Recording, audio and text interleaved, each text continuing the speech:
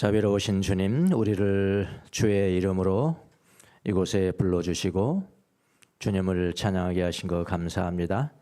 주의 말씀을 들을 수 있는 기회를 주신 거 감사하고 주님을 특별하게 생각하는 귀한 시간을 주신 것도 주님 감사합니다.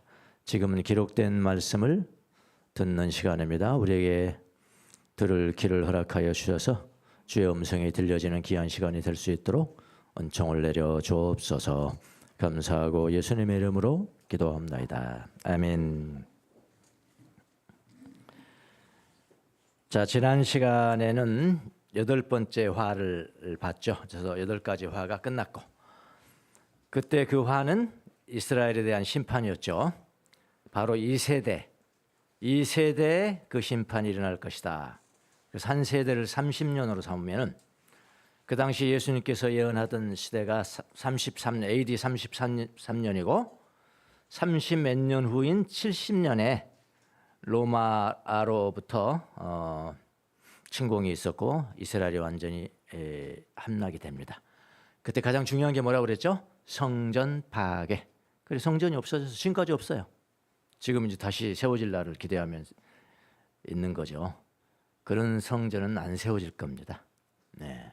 그게 이스라엘의 심판이요. 그것을 이제 8번째 화로 했는데, 예수님께서 말씀하시는 가장 중요한 것은 예루살렘에 있는 성전 파괴였어요. 지난 시간에. 그러니까 예수님이 그 심판을 이제 바라보면서 마음이 슬프지 않습니까? 예, 이놈들이 나를 믿었더라면 이런 심판 안 당할 건데. 그래서 예루살렘을 예수님이 바라보면서 눈물을 흘리십니다. 오늘 여기 본문은 없지만은 누가복음에는 기록이 돼 있어요. 누가복음 19장 41절을 보면은 예수께서 예루살렘 가까이에 오셔서 그 도시를 보시고 눈물을 흘리시며 이렇게 말씀하셨다. 오늘 내가 평화의 길을 알았더라면 얼마나 좋았겠느냐. 그러나 지금 너는 그 길을 보지 못하는구나. 이렇게요. 누가복음에는 그려놨죠. 예수님은 동족의 믿음 없음을 보고 몹시 슬펐습니다. 긍휼의 눈물을 흘리셨어요. 동족들이 심판을 받는 것은 그들이 예수님의 품 안에 들어오는 것을 원하지 않았다. 의지가 없었다. 원하지 않았기 때문이라고 외칩니다. 구원자 되시는 예수님을 받아들이지 않고 거절하였기 때문이라고 이렇게 말씀을 하세요. 예수님은 암탉이 그 병아리를 날개 아래 품듯이 품으려고 하였지만은 이스라엘이 원하지 않았다. 이렇게 지금 말씀하시잖아요. 그러니까 유대 전승에 의하면은 유대인들 자기 자신을 뭐라고 그러냐면은 유대인은 하나님의 날개 아래 보호를 받고 있는 사람들 이렇게 표현했어요. 그리고 유대인이 만약 어떤 이방인 한 사람을 개종시키잖아요. 한 사람을 개종시키면 뭐라고 그랬냐면은 그 개종자를 향하여 하나님의 임재의 날개 아래로 데려와진 사람 이렇게 표현을 했습니다. 그들도 알아요. 그러니까 이런 구약 성경을 보면 독수리처럼 이스라엘을 날개 아래 보호하였다 이런 구절들이 많이 나와요. 여기 그러면서 그것은 독수리가 날개로 자기 자녀들을 이렇게 보호하는 것은 자기 자녀를 보호하는 동시에 뭘 뜻했냐면은 이스라엘의 원수를 두렵게 하였다. 그런 표현도 성경의 시편이라든지 예레미야서를 보면 나옵니다. 그러니까 예수님이 지금 예루살렘아 예루살렘아 반복적으로 부르세요. 하나님은 이런 표현을 많이 쓰시죠. 사울아 사울아 이렇게 2번씩 부르면 아주 급박한 거예요. 예, 급박함. 명수야 기도 가운데 그걸 들었으면 아주 급박하게 들어야 돼. 그런 것. 예, 예루살렘아 예루살렘아 반복적으로 부르십니다. 예루살렘은 무엇일까요? 이스라엘의 수도잖아요. 그러니까 선민들의 수도고요. 이스라엘의 유대한 다윗 왕의 조상들의 고향이고요. 그 예루살렘은 성전이 있는 곳이죠. 가장 중요한 성전이 있는 곳. 하나님의 현존이 이 땅에 임재하는 곳이라고 믿는 곳. 그 예루살렘. 하나님을 예배하는 처소가 있는 곳. 그래서 선민들의 삶, 이스라엘 백성들의 삶의 전부가 뭐냐면은 예루살렘이고요. 그 안에 있는 성전이에요. 그들의 삶이 전부입니다. 그러면 성전을 이뤘다는 것은 전부를 이룬 거나 마찬가지라고요. 그런 의미가 있는 거죠. 그러니까 예수님은 길 잃은 자들과 곧 파괴될 사랑스러운 도시에 대한 안타까운 감정을 드러내신 겁니다. 예루살렘아 예루살렘아 이런 것은요. 그러니까 예수님은 그들이 심판을 피할 수 있었다고 이야기를 해요. 이건 필연적인 것이 아니고 심판을 피할 수 있었다라고 이야기를 하셨습니다. 오늘 우리가 읽었지만은 37절에 보니까 예루살렘아 예루살렘아 예언자들을 죽이고 내게 파송된 사람들을 돌로 치는구나. 암탉이 병아리를 날개 아래에 품듯이 내가 몇 번이나 했어요. 몇 번이나 내 자녀를 모아 품으려 하였더냐. 그러나 너희는 원하지 않았다. 그렇게 예수님께 직접 하신 말씀. 예수님은 그들을 몇 번이고 품으려 했다는 거예요. 몇 번을 품으려 했는데 예수님이 이 땅에 오신 것도 사실은 가장 우선적으로 구원해야 될 대상이 누구였습니까? 사실은 우리였습니까? 이스라엘 백성이었습니까? 이스라엘 백성이죠. 예수님이 직접 말씀하신 것도요. 이스라엘 백성이지 먼저지 이방인은 먼저가 아니라는 것도 이야기를 했잖아요. 가장 우선적인 것은 이스라엘을 구원하러 주님께서 오신 겁니다. 사실은요. 그러니까 예수님 이런 말씀도 하시죠. 자녀에게 줄 빵을 취해서 개들에게 주는 것이 마땅하지 않다. 나는 이스라엘의 길 잃은 자들을 위하여 왔다라고 말씀을 하셨죠. 그러니까 그렇게 동족을 품으려고 오신 것이 가장 우선적인 것이었습니다. 이것이 예수님의 플랜 A예요. 우리는 지금 플랜 B의 삶을 살고 있는 것이죠. 사실은 플랜 A는 그 사람들을 구원해가지고 그 사람들이 구원받으면은 정말 하나님이 선택하신 그 뜻을 이루면은 복음이 어떻게 되겠어요? 지금보다 훨씬 왕성하겠죠. 그 플랜 A예요. 근데 그들이 뭐라고요? 원하지 않았다. 내가 몇 번이나 내 자녀를 모아 품으려 하였더냐. 그러나 너희는 원하지 않았다. 37절. 자, 여기에 사용된 동사를 한번 보십시오. 이게 이제 셀로잖아요. 이게 셀로. 이게 원형이 셀로예요. 셀로. 우열이죠. 직설법 부정과 이인칭 복수. 그러나 너희들이 원하지 않았다. 강한 부정직하죠. 원하지 않았다. 영성가들은 우리 몸의 구성을 다이어그램을 한번 보겠습니다. 1번. 저는 이 그림을 좋아합니다. 제랄드 메이가 이걸 그린 것인데요. 이게 우리의 사람입니다. 우리는 보통 몸, 영육혼 그렇게 표현하잖아요. 영성가들은 그렇게 표현하지 않아요. 예.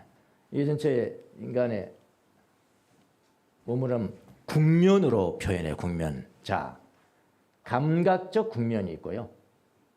이거는 이제 오감이죠. 오감. 그리고 감각적이고 상상도 마찬가지입니다. 감각적 국면이 있고 우리 인간은 이렇게 구성되어 있다는 거예요. 이런 국면이 있는데 이 감각적 국면을 통해서 주로 우리의 밖에 그러니까 자연과 교통하고 하는데 사용되는 거예요. 이 오감이라는 게 그렇잖아요. 맛보고 하는 것이니까요. 그 다음에 더 깊이를 들어가면 더 깊은 국면에는 여기는 이제 스피리추얼 하지만 정신적 국면이라고도 할 수 있고 영적 국면 이렇게 할 수도 돼요. 예, 더 깊은 이곳은 뭐냐면은 하나님과 교통을 주로 하는 거야. 가장 가운데 우리 가장 내면에 하나님 계시다 그러면은 하나님과 깊은 교제를 할 때 이 정신적 국면이 사용이 되는데 이거는 세 가지로 구성이 되어 있어요. 하나는 뭐냐면은 인텔렉, 이건 지성이죠, 지성. 내가 이해하고 하는 건 다 지성입니다. 지성이 있고. 그러니까 지성을 사용해서 하나님을 알 수 있는 거예요. 그 다음에 여기서 알았으면은 생각하고 하는 게 다 여기서. 그리고 알았으면은 바로 어디로 가요? 우리의 기억으로 들어가는 거죠. 예, 기억 속으로는. 예, 우리 기억은 굉장히 중요해요. 왜 우리가 다 아는 말씀을 묵상합니까? 기억해내는 거예요. 기억. 그러니까 하나님만 아는 대단히 중요한 툴이라고요. 그 다음에 세 번째가 있는데, 이거는 의지입니다. 의지. 그러니까 지성과 기억과 의지. 그래서 이런 것들은 이것도 물론 다 하나님을 아는 능력들이에요. 그래서 이런 모든 것, 이 상상이라든지 지성이라든지 기억이라든지 이 의지를 뭐라고 그러냐면은 능력 그래요. 능력. faculty래요. faculty. 여러분 대학교 가면 교수실 앞에 뭐라고 써 있어요? faculty죠. 예, 교수는 지성이 있잖아요. 그게 능력이잖아. 그게. 아니 하나님을 아는 능력. 자 그런데 만약 하나님께서 너무나 가까이 와 버리면은 이런 것들은 작용이 안 돼요. 그러니까 이런 상상이라든지 지성이라든지 이 기억 이런 것들은 하나의 하나님을 아는데 하나의 물 한 잔 먹을 수 있는 잔이라고 보면 됩니다. 잔이라고 보면 돼요. 그거 가지고도 얼마나 우리가 맛있게 먹습니까? 한 잔만 주세요. 그런데 만약 태평양 전체의 물이 하나님이라 하나님이 직접 쫙 오신 거예요. 우리에게 임하시면 어떻게 되겠어요? 그것을 담을 수 있겠어요? 없겠어요? 기능이 안 됩니다. 기능이 안 돼요. 기능이 안 되니까 보통 이럴 때는 이걸 감각이 무감각 느낄 수가 없어요. 체험이 안 되는 거예요. 그 영혼의 어두운 밤이라고 합니다. 그런 걸요. 이것도 마찬가지고요. 이거로 알 수가 없어요. 하나님 이거는 한 잔이라니까요. 잔. 그런데 이 가장 faculty 능력 중에 유일하게 이 의지는 놈이 아니고 의지는 무한대로 하나님을 받을 수 있는 능력이 있어요. 참 신기하게 돼 있죠. 그래서 엊그저께는 로빈 훗이라는 영화를 보는데 거기 이제 무어인 이슬람이 그 로빈 훗에게 그런 이야기를 합니다. 야 인간은 다 불완전한 거야. 완전한 의지를 빼놓고는 그런 이야기를 해요. 이슬람교도가 그런 이야기를 합니다. 예, 정확하게 이야기를 한 겁니다. 이 의지는 하나님을 그대로 100% 수용할 수가 있습니다. 그런데 이 이스라엘 사람들이 그러니까 이거 없어 이것도 없고 이것도 없어도 의지만 있으면 하나님 품을 수 있어요. 그러니까 무식한 사람이 글자 하나 모르는 사람이 하나님을 그렇게 잘 믿잖아요. 왜? 사랑하니까. 사랑이면 되니까. 다 의지죠. 내가 뭘 결단하고 뭐 하고 싶고 사랑하고 싶고 이거 다 의지. 여기 의지에서 나오는 것이죠. 근데 이스라엘 사람들이 뭐라고 그랬냐면은 그 의지를 닫아버렸다. 그랬잖아요. 지금 원하지 않았다. 의지를 닫아버리면 그것으로 끝입니다. 이스라엘 백성들이 예수님이 품으려고 다가오면은 그들은 그들의 의지로 마음을 닫아버렸다. 이런 이야기거든요. 완전히 닫아버렸다. 지식이 없어도 주님을 사랑으로 안을 수 있는 것이고 상상력과 기억력이 없어도 의지만 있다면 예수님을 사랑하고 환영할 수 있는데 뭘 닫아버렸다고요? 그 의지를 닫아버렸다. 마지막에 있던 역할을 해야 될 그 의지를 닫아버렸다. 그걸로 끝. 그래서 그들은 심판을 받는다. 이렇게 이해를 하시면 됩니다. 그래서 심판을 받았습니다. 예수님만 환영하고 받아들였더라면은 그 심판을 피할 수 있었는데 그들은 예수님을 원하지 않았기 때문에 심판을 피할 수가 없다고 예수님이 말씀하십니다. 그들이 받은 심판이 뭡니까? 눈으로 보이는 심판이 있었죠. 아까 AD 70년대에 성전이 완전히 파괴돼 버린 거, 그것은 눈으로 볼 수 있는 심판입니다. 성전 파괴가 됐습니다. 38절을 보니까 보아라, 너희의 집은 버림을 받아서 황폐하게 될 것. 너희 집은 뭡니까? 성전이죠. 예, 성전 버림을 받아서 황폐하게 될 것이다. 이것이 그 당시에 그 세대가 받은 심판이었습니다. 집은 성전을 의미해요. 그것은 눈으로 보이는 심판입니다. 그런데 더 무거운 심판이 있어요. 눈에 보이지 않는 심판입니다. 39절에 나옵니다. 내가 너희에게 말한다. 너희가 주님의 이름으로 오시는 분은 복되시다 하고 말할 그때까지 너희는 나를 다시는 보지 못할 것이다. 그러니까 이것이 보이지 않는 심판인데요. 예수님을 다시 보지 못할 거라는 거예요. 일정한 한계, 시간까지. 언제까지요? 주의 이름으로 오시는 이는 복되시다. 재림이거든, 재림. 예. 주의 이름으로 오시는 복되시다 할 때까지. 그때부터 앞으로 지금 그 중이죠. 그 중간에 있는 거죠. 까지 너희는 다시는 나를 보지 못할 것이다. 그게 이제 보이지 않는 더 큰 심판인 겁니다. 지금 다음 주 24장을 우리가 다음 주부터 볼 건데요. 다 마지막 때 심판에 대해서 다 모든 것이 다 굉장히 어려운 부분을 이제 지금 우리가 지나가고 있습니다. 그야말로 덤불숲을 지나가는 거라고 생각하시면 됩니다. 거기에 사용된 용어들을 보면은 예수님께서 말씀하시는 걸 보면은 어떤 것은 정말로 문자적으로 해석해야 될 게 있고 문자적으로 해석해야 될 거 있고 어떤 것은 상징적으로 해석해야 될 걸 잘 아셔야 돼요. 그러니까 문학이 필요합니다. 이게 문학적 서지 필요해요. 어떤 거는 정말 문자 그대로 축자 영감 축자적으로 해석해야 될 그런 부분은 그렇게 해석해야 돼요. 그런데 어떤 데는 좀 과장을 해서 상징적으로 해석하는 거는 그렇게 해석해야지 상징적으로 해석해야 할 부분을 문자적으로 해석해 버리고 문자적으로 해석해야 될 부분을 상징적으로 해석하는 엉망이 돼버리는 겁니다. 그래서 이단이 거기서 다들 나오는 거예요. 어쨌든 이거는 보이지 않는 심판입니다. 뭐라고 그러냐면은 예수님을 다시 보지 못할 것이다 라고 하십니다. 이게 심판입니다. 심판. 이건 상징적으로 좀 해석을 하셔야 돼요. 어떻게 하냐면 과장하셨어요. 그렇다고 이스라엘 백성들이 지금 이스라엘 사람들이 한 명도 예수님 못 믿는 사람이 없습니까? 그렇진 않잖아요. 가끔가다 믿잖아요. 그런데 우리는 안 그렇잖아요. 우리나라는 지금 몇백만 명이 되잖아요. 1000만 명이 될 수도 있는 거잖아요. 예수님. 그렇게 풍성해 복음이. 근데 이스라엘 사람들은 풍성하지 않아. 엄청 노력해야 돼 자기들은. 그래도 가끔 한 번 나오면 그게 뉴스가 되는 거예요.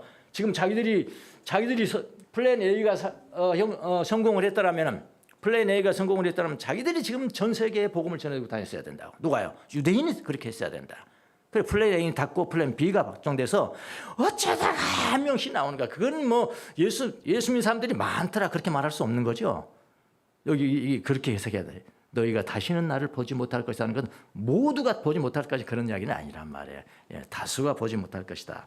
그렇게 해석을 하시면은 이해가 되세요. 예수님께서 또 뭐 다음 절 봤지만은 다음 이제 24장에 나오십니다만은 예수님이 돌 위에 돌 하나도 남기지 않고 성전이 다 없어질 것이다 그랬거든요.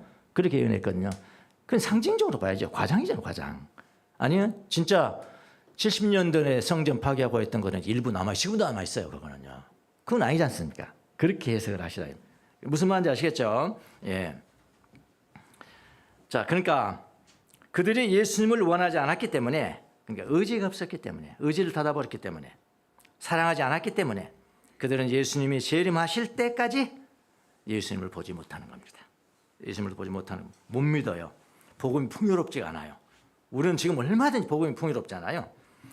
주님의 이름으로 오시는 분은 복되시다 하고 말할 때까지 이건 또 무엇인가? 39절에서 예루살렘이 다시 예수님을 보지 못할 것이라고 선언했는데요.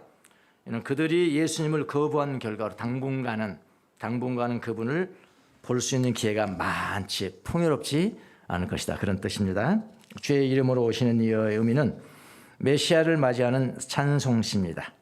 실제로 예수님이 예루살렘에 입성하실 때 군중들이 시편 118편을 외쳤어요. 주의 이름으로 오는 이에게 복이 있다. 우리 집에서 우리가 너희를 축복하였다. 이 말씀을 인용을 하잖아요. 그러니까 주의 이름으로 오시는 이여 호산나라고 외쳤습니다. 그러나 유대 지도자들은 예수님을 다 배척했죠. 결국 예수님은 십자가에 달리셨습니다. 예수님께서는 이제 그들이 다시 자신을 인정하고 메시아로 받아들일 때가 올 때까지 다시는 자신을 보지 못할 것이라고 말씀하셨습니다. 사실은 엄청난 심판이죠. 어떻게 보면요. 이는 궁극적으로 예수님의 재림을 가르친다고 볼 수가 있어요. 예수님께서 말씀하시는 것은 그러니까 초림 때 예수님을 배척한 유대 지도자들과 백성들은 결국은 영적인 소경이 되어서 예수님을 알아보지 못했습니다. 그러나 이제 단 한 번의 기회가 주어져 있어요. 이게 이제 유대인과 우리 이방인과 차이점이에요. 유대인들은 단 한 번의 기회가 더 있습니다. 이제 그때가 언제입니까? 예수님의 재림 때. 예수님이 재림 때 장차 이스라엘이 예수님을 메시아로 인정하고 다시 맞이하는 날이 한 번은 기회를 주신다. 예수님 그 말씀이죠. 이 말씀은 단순한 심판의 선언이 아니라 그러니까 어떻게 겉으로 보면 심판인데요. 또 어떻게 보면은 예수님을 메시아로 받아들일 때 다시 볼 수 있다는 희망의 메시지이기도 합니다. 자, 여기까지가 오늘 우리가 본문을 본 오늘 23장 37, 38, 39 이거 있긴 있지만 마태복음에 나오니까 있는 거예요. 저거 있긴 있지만은 이게 무슨 말인지도 잘 모르겠고 그런 거잖아요. 예, 지금까지 살펴본 게 그 내용입니다. 이걸로 오늘 본문의 내용은 끝이 됐어요. 자, 그러면은 우리에게는 어떤 의미일까? 예수님께서 이 말씀을 통해서 우리에게 무슨 메시지를 전하려고 하시는 것일까? 우리는 본문을 통해서 예수님이 하나님이 우리에게 주는 메시지는 무엇일까? 이게 이제 중요하겠죠. 이걸 좀 한번 살펴보겠습니다. 먼저 그 누구도 선민이건 이방인이건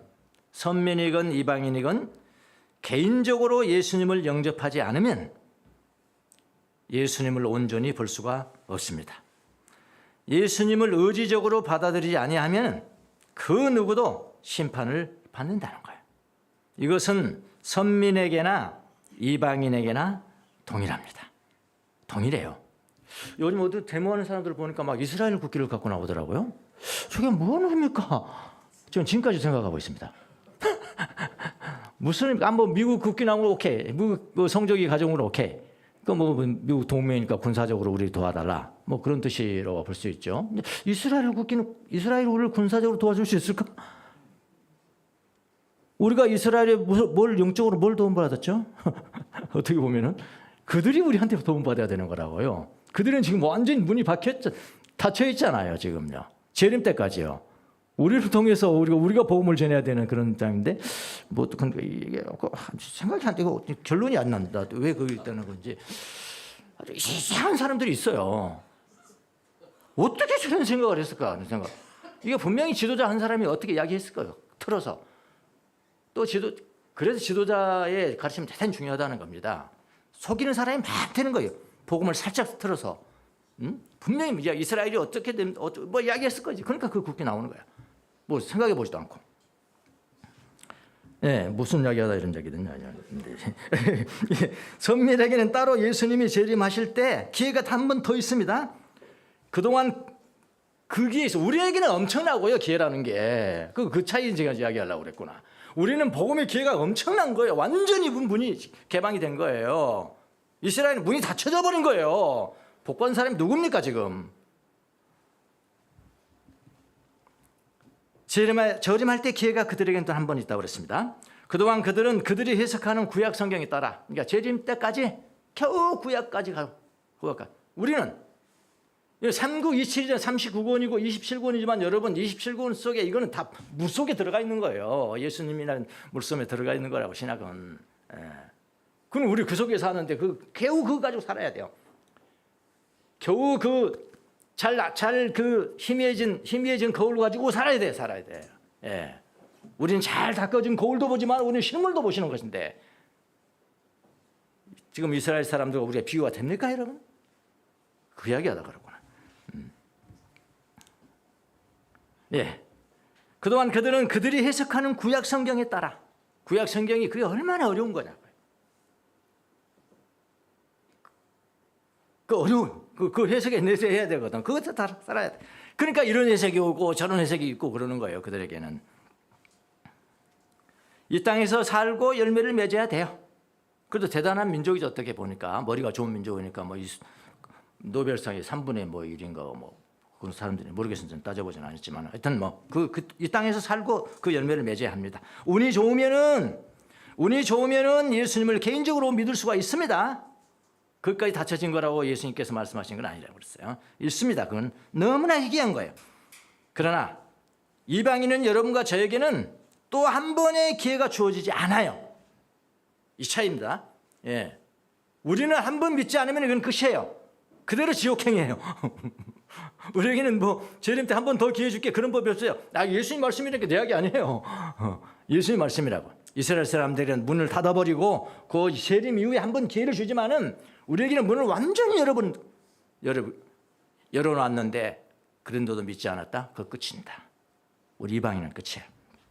지옥행입니다. 믿지 않고 죽으면 바로 심판이에요. 지옥행.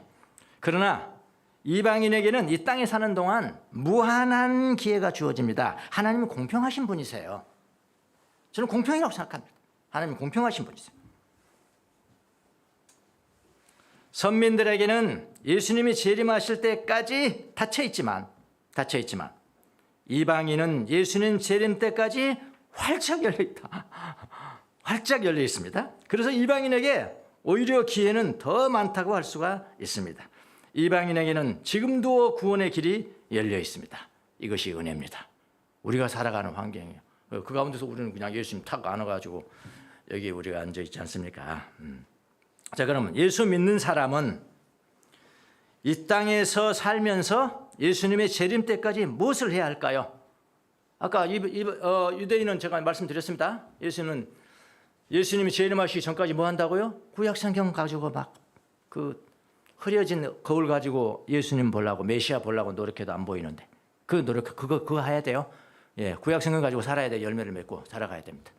그러면 이방인으로서 우리는 예수님을 믿었어요. 예, 예수님을 믿었어요. 믿는 사람은 이 땅에서 살면서 예수님의 재림식까지 무엇을 하고 살아가야 될까요? 예, 신랑을 맞을 준비를 해야 한다.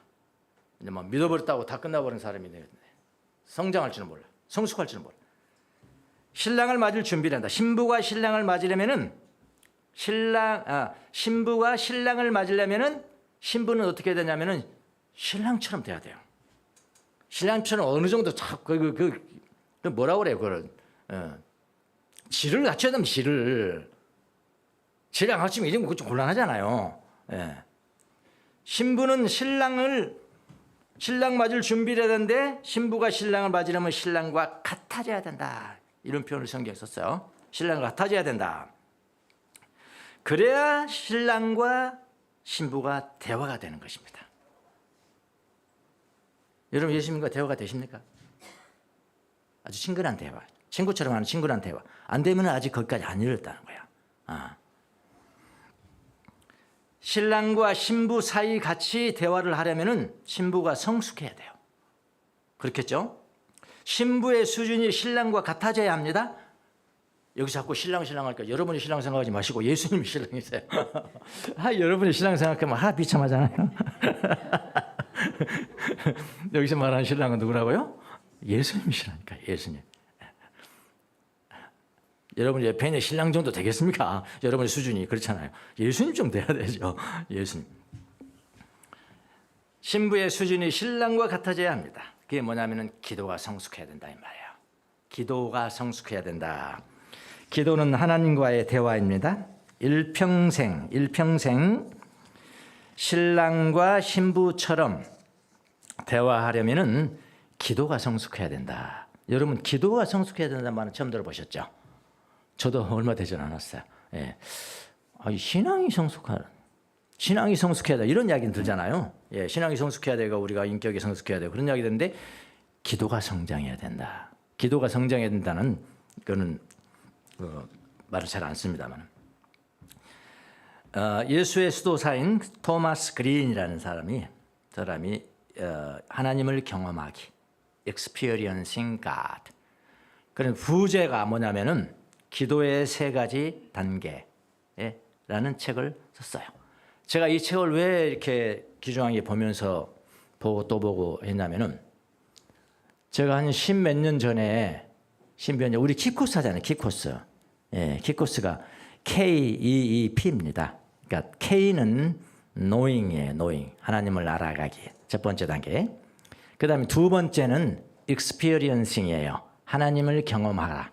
하나님을 알고 또 하나님을 경험하고 그다음에 세 번째는 enjoying. 하나님을 즐거워해. 자, 이런 게 갖춰진 사람이 복음을 proclaim. 복음을 선포할 때 복음은 능력이 있다. 제가 오늘 책에 본 거 아니고요. 우연히 가다가 그때도 그래요. 그냥 예수 믿는다고 말만 하지 막 예수 믿어라 하면서 삶은 개떡같이 살아가는 사람들 옆에 많았던 것 같아요. 그래서 그걸 굉장히 이게 균형 있는 신앙이라는 게 어떤 것이냐는 걸 고민하다 보니까 우연히 지하철을 타고 가면서 바로 이거구나.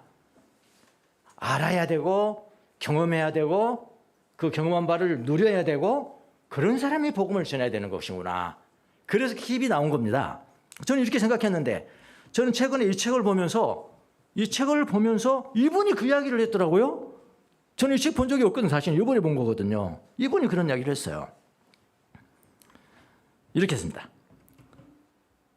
믿는 사람들의 성장은 뭐라고 그러냐면은 기도의 성장이다. 이 강제예요. 기도의 성장이라는 단어를 보고요. 제가 깜짝해서 움찔했어요. 나 신앙의 성장이라는 것은 뭐 그거는 이해는 안 돼. 기도의 성장해야 된다. 기도가 성장해야 된대요.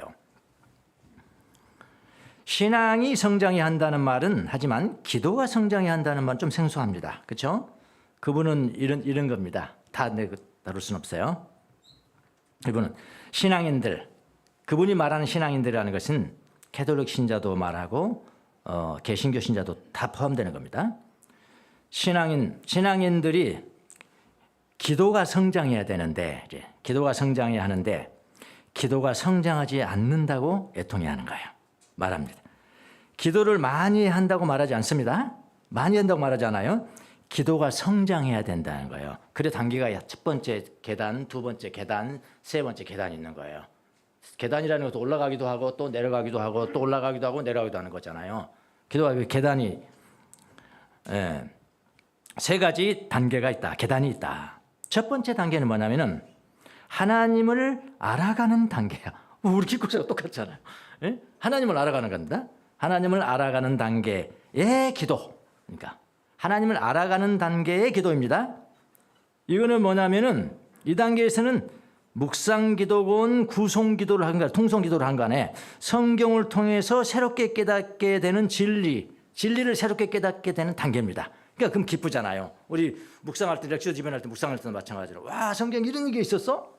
이런 걸 하나님께 주셨네. 어머 하나님 감사합니다. 통찰력을 주셔서 감사합니다. 깨닫게 해주셔서 감사합니다. 이게 다 1단계죠. 1단계죠. 새로운 지식이니까요. 지식 알아라. 이게 이제 초보 단계의 기도입니다.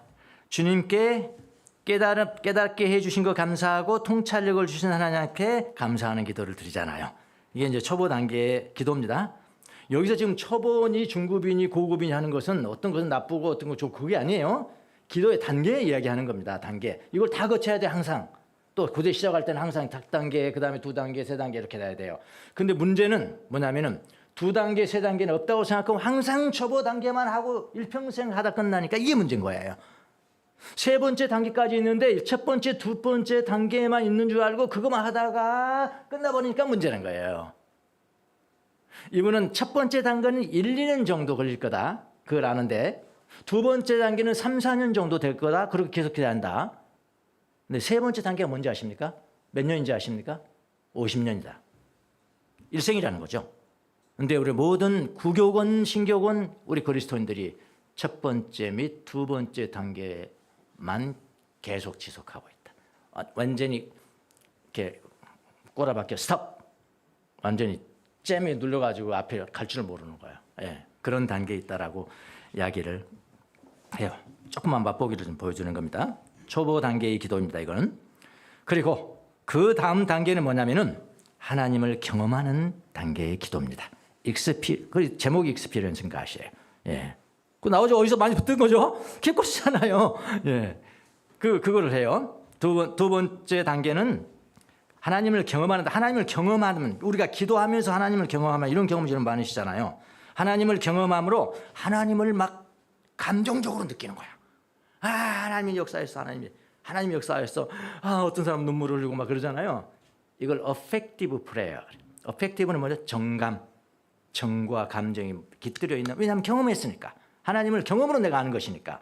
아니니까 정감적 기도라. 대단히 중요한 기도죠, 이거요.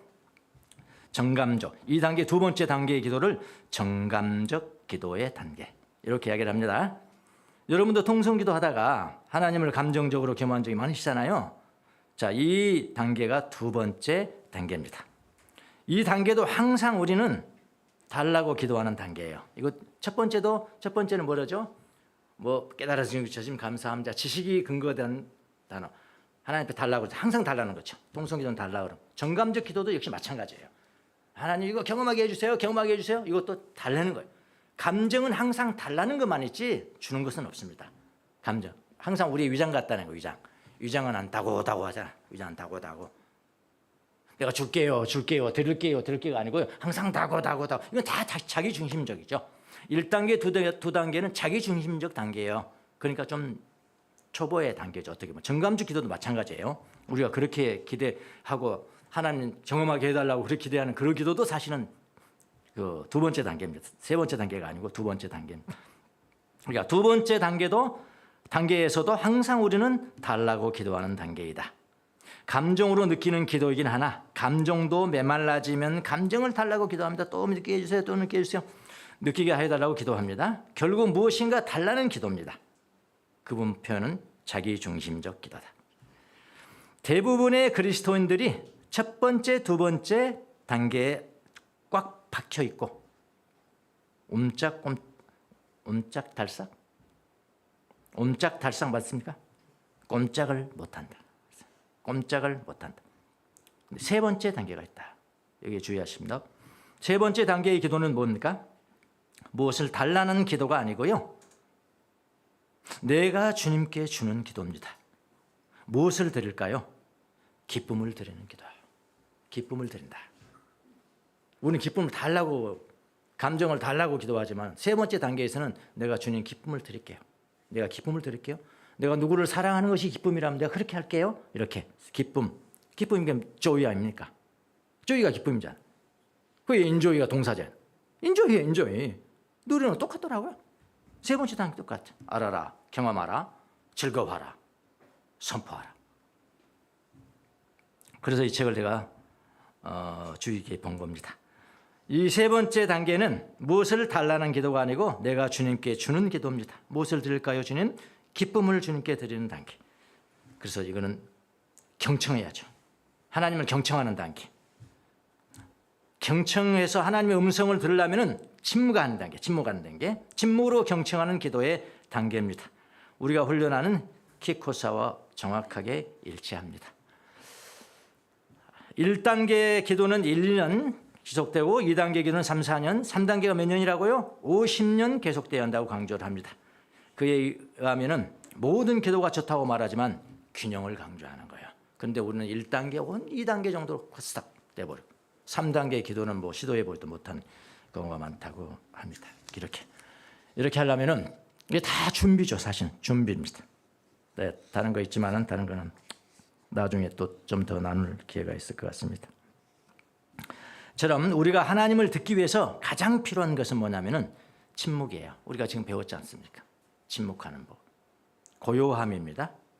이것을 위해서 우리는 예수 기도도 하고 향심 기도도 하는 겁니다. 그러나 내가 아무리 고요함을 유지하더라도 침묵이 하나님을 불러내지는 않습니다. 그건 테크닉은 하나님으로 하여금 말씀하도록 만들지 않는다고 합니다. 오히려 테크닉은 자기 스스로 듣는 태도에 이르는 어떤 그 정도. 그래서 말씀을 하실까 안 하실까 이것은 여전히 누구에게 달려있어요? 하나님에게만 달려있어요. 그러니까 세 번째 단계도 자기 중심적이 아니죠. 세 번째는 하나님 중심적 기도입니다. 이렇게 한대요. 자기는 기도를 할 때 첫 번째 1단계 기도하고 동성으로 구성 기도하고 우리 같이 이제 성무일도도 하겠죠. 시편을 외우고 그 다음에 이제 뭐 감정적으로 주님이 경험하고 그런 기회를 주시면 뭐 그거 경험하고 그렇게 하고 난 다음에 1단계, 2단계 기도하고 난 다음에 잠시 또 하나님 앞에 기도하는데 침묵으로 하나님 제가 15분을 드리겠습니다. 하나님께 15분을 하나님께 드리겠습니다. 15분 내에 하나님이 나를 주장하시든지 그러니까 테이크오버가 뭐죠? 내가 완전히 받는 거예요. 다른 사람한테 준다, 받는다. 나를 받으시든지 하나님 나를 받으셔서 주님이 내가 침묵 가운데 있을 테니까 나를 이끌고 가시든지 아니면은 내가 할 수 있는 거 하겠습니다. 그렇게 한대요. 그러니까 우리가 침묵기도 우리 리트릿 가서 이제 침묵기도 연습을 할 건데 침묵기도 한다고 하루 종일 하나님 나 어떻게 해주세요. 침묵하면 되는 게 아니에요. 침묵은 그냥 테크닉이에요. 테크닉일 뿐이야. 주님이 나를 이끌어 가실 것인가 아닐 것인가는 주님께 또 달려 있는 거라고. 온전히 주님 앞에 드리는 거예요. 그러니까 이번에 15분 동안 그렇게 해서 아무 일이 안 일어났다? 그럼 15분 침묵하고 그냥 일어나든가 아니면 자기 또 성경 암송하든지 그건 자기가 가지고 있는 걸 할 수 있고 그렇지 않고 그러면 뭐 1시간, 2시간 이렇게 마냥 또 시간을 보낼 수는 없잖아요. 그런까지 여기서 훈련하는 그런 책입니다. 그렇게 말씀을 하고 안 하고는 하나님께 여전히 달려 있습니다. 첫째는 고요해야 하고 기도에서는 침묵 기도입니다. 기도 태도의 테크닉입니다. 두 번째는 라디오가 작동하는지를 보아야 한다. 라디오가 상태가 좋은지 제대로 튜닝이 되었는지를 보아야 한다. 그것은 기도에서 정결이 된다. 하나님의 음성을 들으려면 정결의 테크닉이라고 부릅니다. 라디오의 상태를 점검해야 합니다. 이것은 뭐냐면은 양심성찰, 우리 다 배운 겁니다. 양심성찰, 회개했는지 등을 점검해 나갑니다. 이것이 일평생 계속된다. 그렇게 하겠습니다. 자, 나가겠습니다. 이 땅에서 우리가 예수님이 재림하실 때까지 뭘 하느냐? 유대인들은 그렇게 가라고 놔두고요. 우리가 예수 믿는 이방인으로서 예수 믿는 사람들은 뭐 해야 된다고요? 준비해야 된다고. 어떻게 해요? 예수님 닮을 때까지. 그러니까 예수님은 하나님이시잖아요. 하나님처럼 되라는 겁니다. 제가 이걸 하나 또 그렸습니다. 이걸 이름을 뭐라고 그랬냐면 소망의 분류표라고 그랬다. 소망의 분류표. 예수님이 처음 오셨을 때, 재림하셨을 때, 그 다음에 심판의 종문을 했어요. 예수님을 원치 않은 유대인들입니다. 오늘 우리가 전반부에 봤죠. 유대인들이 원치 않았다. 의적으로 포기해버렸다. 예수님을 포기해버렸다. 소경돼 버렸어요. 소경으로 예수님을 보지 못합니다. 그들의 종교, 유대교죠. 구약 성경 가지고 고집하면서 삽니다. 기회 없습니다. 어느 때까지요? 재림 때까지. 기회 없어요. 제약이 아닙니다. 예수님 말씀입니다. 나를 다시 보지 못할 것이다. 재림 때 다시 기회가 한번 주어집니다. 네, 소망이 있습니다. 그리고 예수를 믿는 사람들, 이방인으로서 예수를 믿든 아니면 뭐 유대인으로서 예수를 믿든 그건 상관없죠. 정말 예수님을 믿는 사람들은 초림 이후에 재림 때까지 뭐 해야 되나? 예, 기도에 성장하라. 하나님을 알고 하나님을 경험하고 하나님을 사랑하면서 경청한다. 이거를 무슨 표현을 쓰냐면은 deification, divinization 누가 쓴대요. 이건 deity는 신성이잖아요. 신성. divine, 우리 멜시오 디비나, divine, 하나님적이다, 신적이다. 같은 단어예요, 사실은요. 거기에 이제 명사형이 됐으니까 하나님처럼 되는 것. deification, divinization도 신화. 한자라고 쓴다면 신화입니다. 하나님처럼 된다. 이거 다른 목사님들 영성신학 하지 않은 목사님들은 못 알아듣습니다. 무슨 말? 뭐? 어떻게 인간이 하나님처럼 되는 거야? 어떻게 되는? 말도 안 돼. 이거 무식한 겁니다. 예. 그 예수님께서 이거 논쟁했어요. 이거 가지고요. 네가 인간인데 어떻게 하나님 된다? 야, 구약에 뭐라고 되어 있냐? 하나님 말씀을 받은 사람들은 신들이라고 그러지 않았냐? 우리가 그렇게 돼야 된다는 거예요. 예수님처럼 돼야 된다는 겁니다. 하나님. 이 기간 동안에 우리는 되는 겁니다. 그리고 예수님 재림하셨어요. 만약 예수님 재림하시는데 아직 그렇게 안 됐다. 그렇잖아요. 계속해서 우리가 성장하고 예수님처럼 돼야 되는데 재림하실 때 그때까지 안 됐어. 다 차이가 있겠죠. 어떻게 다 됩니까? 그러면 재림한 이후에도 계속 돼야 돼요. 그 사람은. 계속해야 되고. 정말로 된 사람이 있다. 예수님 재림 때까지. 그 예수님 차원이 된 거예요. 예수님 자. 그러니까. 그러면 예수님 따라가서 띵까띵까 하면 되는 거예요. 예. 아니면은 다시 성장해야지. 예수님처럼 돼야지. 굉장히. 무슨 말인지 아시겠죠? 제가 웃기는 이야기로 했지만은 그런 구도를 알고 계시란 말이에요. 자, 그 다음에 세 번째 부류의 사람들, 이방인으로서 불신자들. 아까 여기는 유대인으로서 불신자들. 여기는 이방인으로서 불신자들. 이거 보세요. 죽는 순간까지 기회는 있죠. 자기가 죽는 순간까지 기회는 있는 거예요. 예. 예수님께 의지로 마음을 열면 돼요. 지금 뭐 100% 문이 다 열려 있는 겁니다. 지금. 그런데 예수님이 재림하셨어요. 다시 소망 없습니다. 소망 없어요. 유대인에게는 이게 다시 소망이지만 소망 없어요. 여기는. 어느 때까지 소망 없냐고요? 영원히 소망이 없습니다. 죄송합니다. 예, 죄송합니다. 그래서 이건 최선이고요. 최선이고 차선이고 이거 뭐라고요? 최악입니다. 요거는 제가 분류한 겁니다. 예수님께서 이렇게 그려주지 않았어요. 제가 분류한 겁니다. 성경에 의해서 제가 분류한 겁니다. 요것도 밴드에 올려놓겠습니다. 꼭 프린트해서 냉장고에다 넣어놓고 한번 내가 어디에 있는가 한 보고 이렇게 한번 보시기 바랍니다. 이 땅에서 살아가는 동안 우리에게 100% 기회가 주어진 겁니다. 어디까지 성장해야 된다고요? 예수님만큼이요.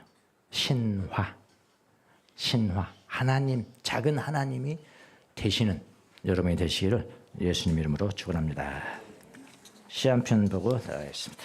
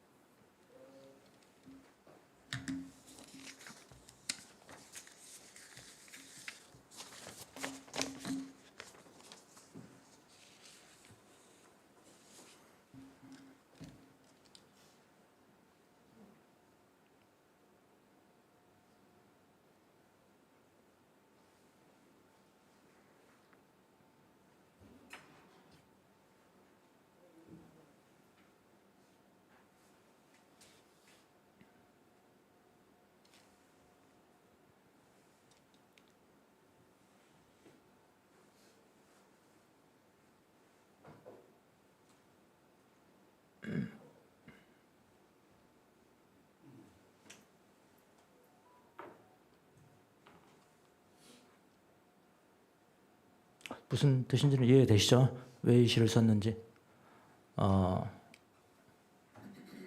제가 이 시를 찾은 건 아니고요.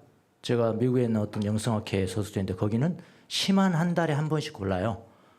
시를 어떤 시만 골라면 영성과 관련된 밀접한 관련돼 있는 주제를 가지고 쓴 시들만 거기서 완전히 고릅니다. 자기들이 심사를 해서. 그래서 감사한, grateful giving, 감사함의 뭐라는 그런 주제로 한 달에 한 번씩 보내와요 저한테. 영어로 된 것을 보내오면은 보면은 처음에는 나는 그렇게 신뢰를 안 뒀었는데 그러니까 읽을 때마다 한 달에 한 번씩 시를 번역해서 읽을 때마다 참 마음을 넓혀줘요. 신앙의 마음을 넓혀주고 이런 것을 해서 저는 다 모아두고 있습니다. 한 달에 한 번씩. 가끔 여러분한테 보여드릴 괜찮죠? 시가 괜찮습니다. 아니요 말고.